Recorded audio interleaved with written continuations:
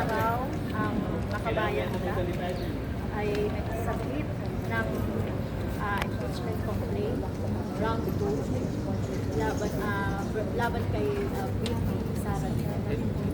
So yung aming mga, siyempre yung complaint natin ay basically on betrayal of public trust. So nakita naman natin yung mga hearings na pinundak dito sa 19th Congress, yung bukol doon sa confidential funds.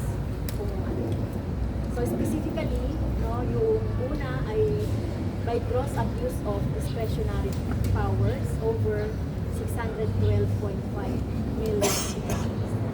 So ito yung confidential funds involving OVP and DepEd, doon December 2022 until the third quarter of 2023.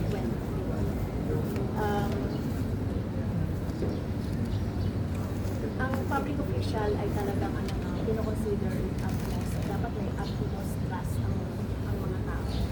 Kaya ang officials ay binibigyan talaga ng mataas na pagpapahalaga talaga yung tiwala ng mamamayan.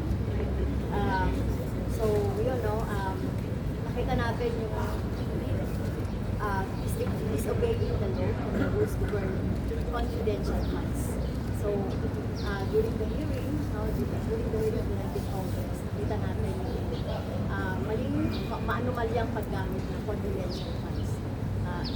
11 million at least, doon sa 500 million pesos confidential funds. Mula December 2020,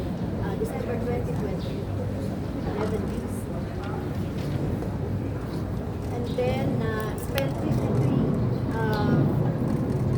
million alleged rental safe houses for alleged informants in the period of December 2020 to December 2020, including 60 million for alleged safe house